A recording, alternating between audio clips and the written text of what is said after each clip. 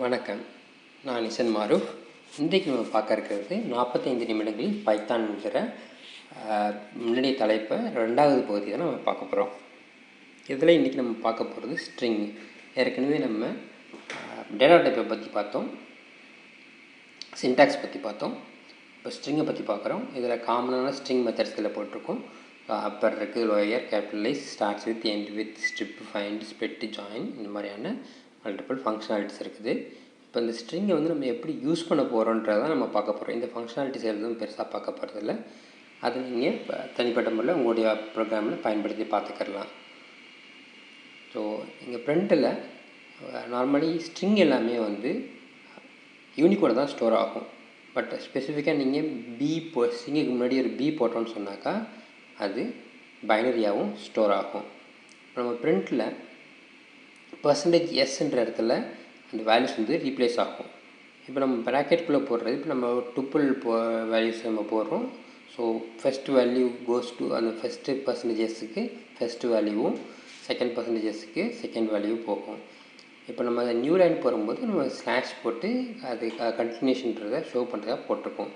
இப்போ இதில் mystrன்றது நேமுக்கு நேராகவும், 3ன்றது அந்த நம்பருக்கு நேராகவும் வரும். பார்த்தீங்களா? ஸோ 2, ஸோ மூணாவது இருக்கிறது 3 × $_, அதுதான் நம்ம இங்கே மல்டிப்ளை ஆகுது. ஸ்ட்ரிங்கை மல்டிப்ளை பண்ணி இங்கே காமிச்சிருக்கோம். ஸோ myStr வந்து வேல்யூ வந்து 2.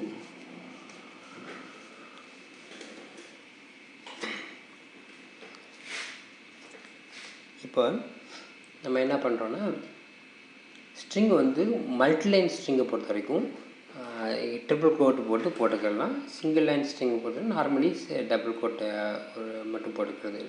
சிங்கிள் கோட்டோ இல்லை டபுள் கோட்டோ எது வேணால் போட்டுக்கலாம். ஸோ இங்கே நீங்கள் வந்து நியூ லைனுக்கு வந்து /n நம்ம இந்த எடிட்டரில் வருது. ப்ரோக்ராமில் போட்டு ரன் பண்ணிங்கன்னா அது கரெக்டாக வரும். இப்போ அப்புறம் ப்ரிண்ட் போட்டோன்னா ப்ரிண்ட்டில் போட்டால் வருதா கரெக்டாக. அடுத்தது இப்போ சிங்கிள் லைன் கமெண்ட் போட்டு தான் நம்ம ஹேஷ் போடுறோம் இல்லையா. அதே போல் நம்ம வந்து பிரிண்டிங்கில் சிங்கிள் கோட்டை பிரிண்ட் பண்ணணும்னா டபுள் கோட்டுக்குள்ளே இடையில சிங்கிள் கோட் போட்டிங்கன்னா அது பிரிண்ட் ஆகும். ஸோ இங்கே வந்து நம்ம என்ன பண்ணுறோம்னாக்கா %verb %nouns அப்படின்னு போடுறோம். இங்கே என்ன இதில் வந்து டிக்ஷனரி எடுத்துகிட்டு வந்து போடுறோம். ஸோ அசோசியேட்டட் வேல்யூ நவுனுடைய வேல்யூ நவுன்றது கீயை தான் இங்கே போட்டிருக்கோம். இதில் என்ன ரெட் பண்ணியிருக்கோம். ஸோ தெர் இஸ்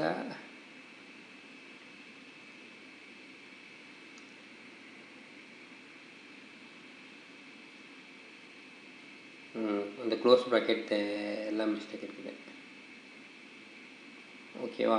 ஸோ இதில் நம்ம இப்போ கீயோட வேல்யூஸை அசோசியேட்டட் வேல்யூவை வச்சு நம்ம ஃபில் பண்ணிக்கிறோம். ஸோ நெக்ஸ்ட்டு வந்து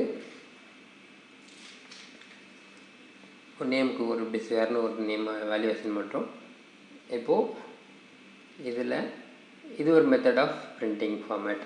இப்போது வந்து டாட் போட்டு ஃபார்மேட் ஆஃப் நேம் போடணும்னா அந்த உள்ளார வந்து ஓப்பன் ப்ரேஸ்க்குள்ளார அந்த நேமோடைய வேல்யூ வந்துடும். ஸோ ஹலோ பிரேசஸ் போட்டுன்னா ஹலோ பிஸ்வேர் வந்துச்சு. இதை வந்து வேறு மாதிரி என்ன சொல்லலாம்னு சொன்னாக்கா, ஸோ இப்படியும் நம்ம எக்ஸ்ப்ரெஸ் பண்ணலாம். இப்போ டாட்டு போடுறது போல் பிரிண்ட்டு போட்டு ஸோ கம்மா போட்டு நேம் போட்டிங்கனாலும் அது வேல்யூஸு ரீப்ளேஸ் ஆகி வரும். அடுத்து நம்ம பார்க்குறது ஃப்ளோ கண்ட்ரோல் ஸ்டேட்மெண்ட்ஸ் என்னென்ன இருக்குதுன்றது தான். If else for, while, break, continue இதெல்லாம் தான் இதில் நம்ம ஃப்ளோ கண்ட்ரோல் ஸ்டேட்மெண்ட் நம்மகிட்ட இருக்கிறது. ஸ்விட்சு கிடையாது. ஸோ ஒயில் ஃபாரில் லூப் இருக்குது. ஸ்விட்ச் கேஸுக்கு பதிலாக மட்டும்தான் நம்ம என்னது எல்இஃப் எல்ஸுன்றதை யூஸ் பண்ணுறோம். ஸோ நம்ம ஒரு ரேஞ்ச் வேல்யூ பிரிண்ட் பண்ணிப்போமே. ஜஸ்ட் ஒரு எக்ஸாம்பிளுக்காக வேண்டி ஒரு ரேஞ்ச் 0 to 10 ரேஞ்ச் எடுத்துக்கிறோம். ரேஞ்சோட லிஸ்ட் வேல்யூஸ் வந்து அதில் ஸ்டோர் பண்ணுறோம். இப்போ லிஸ்ட்டை பிரிண்ட் பண்ணி பாருங்கள். Range list. So 0 to 9, so 10 values வந்துச்சு. அடுத்து வந்து நம்ம ஒரு ஃபார் நம் இன் ரேஞ்ச் 10, அந்த ரேஞ்ச் 10ல் நம்ம ஒன்று அசைன் பண்ணுறோம். ஸோ அதை அந்த அப்போது என்ன ஆகும், 0 to 9 அசைன் ஆகி 10 டைம் லூப் ஃபார்ம் ஆகும். அதில் இஃப் நம் இன் 3, 4, 7, 9 அப்போ இந்த 4 நம்பரில் ஏதாவது ஒரு நம்பராக இருந்ததுனாக்கா பிரேக் பண்ணுறோம். அப்படி இல்லாட்டினா கண்டினியூ பண்ணுறோம். ஸோ அங்கே ஃபாரில் முடிஞ்சதுக்கப்புறமா எல்ஸில் ஃபாரோட எல்ஸ் இது ஃபாரும் இதுக்கு எல்ஸ் வரும், அதில் வந்து பாஸ் போட்டுரும். அடுத்தது அந்த இப்போ அடுத்து ஒரு இஃப் எல்ஸ் கண்டிஷன் போடுமே. இஃப் ரேஞ்ச் லிஸ்ட்டு 1 வந்து 2ஆக இருந்ததுன்னா செகண்ட் ஐட்டம் லிஸ்ட் 0 பேஸ்ட்ன்றது நம்ம சொல்கிறப்போ இதில் 1 வந்து 2வா, இது வந்து ஃபால்ஸ். இது இப்போ எல்சிஎஃப்பில் தான் வரும். இப்போ ரேஞ்ச் லிஸ்ட்டு 1 ஈக்குவல் டு 3ஆக இருந்ததுன்னா அது 3 ரேஞ்ச் லிஸ்ட் ஆஃப் 1 வந்து 3ஆ,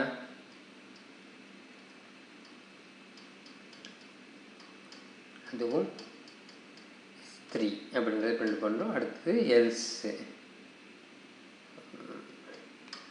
என்ன மிஸ்டேக் பண்ணுறோம், எல்ஸுக்கு முன்னாடி கோலன் போட விட்டாச்சு. ஸோ திரும்ப நம்ம நார்மலி உபுண்டுலேயும் அந்த நம்ம பைத்தான் எடிட்டர்லேயும் அப்பர் ஆரோ ப்ரெஸ் பண்ணோன்னாக்கா ப்ரீவியஸ் கமெண்ட்ஸ் வரும். ஸோ திரும்ப டைப் பண்ணாமல் அப்பர் ஆரோ ப்ரெஸ் பண்ணி அதை நம்ம எடுத்துக்கலாம். ஸோ ஒவ்வொரு கமெண்ட்ஸாக இப்போ எடுத்துட்டோம். இப்போ எல்ஸு கோலன் போட்டோம்.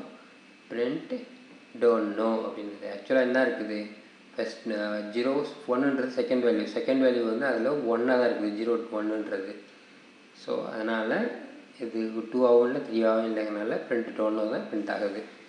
ஸோ இங்கே வந்து while range list 1 equal to 1ஆக இருந்ததுன்னா ஏர் ட்ராப்ட் இன் இன்ஃபினிட் லூப்னு போகிறோம். 1 ஈக்குவல் டு 1 தான். அப்போ என்னாச்சு, லூப்பில் லாக் ஆச்சு.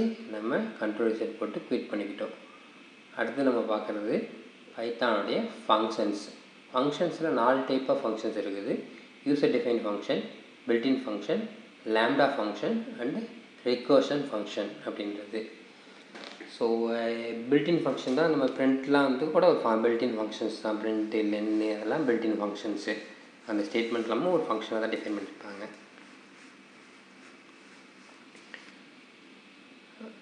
இப்போ வந்து லாம்டா ஃபங்க்ஷன் பார்க்குறோம். லாம்டா ஃபங்க்ஷன்றது நத்திங் பட் சிங்கிள் லைனில் ஒரு ஃபங்க்ஷன் எழுதுறது தான். இப்போ நம்ம Fn1ன்னு ஒரு ஃபங்க்ஷனை லாம்டா எக்ஸ் + 3ன்னு போட்டோம். அந்த ஃபங்க்ஷனை கால் பண்ணோம். Fn of 3 என்ன வருது, 6 வருது. அதாவது 3 + 3. ஸோ 93 ஆட் பண்ணால் 93 + 3. ஸோ அடுத்து வந்து அடுத்த டைப் ஃபங்க்ஷனில் நம்ம டிஃபைன் பண்ணுறோம்.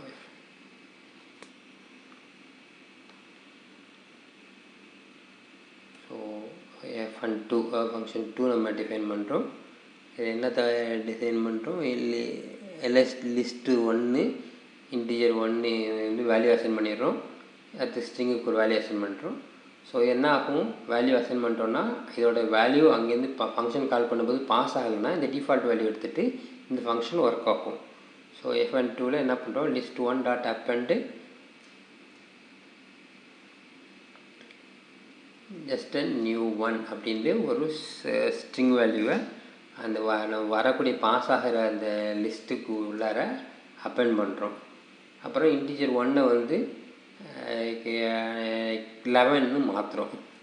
ஸோ வேல்யூ வந்து ரிட்டர்ன் என்னது பண்ணுறோம், லிஸ்ட் 1ஐயும் இன்டிஜர் 1ஐயும் நம்ம ரிட்டர்ன் பண்ணுறோம். ஸ்ட்ரிங்கையும் ரிட்டர்ன் பண்ணுறோம்.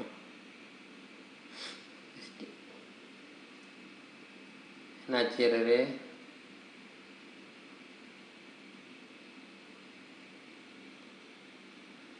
ரிட்டர்ன் வந்து ஒரு டேப் ஸ்பேஸ் விடணும்.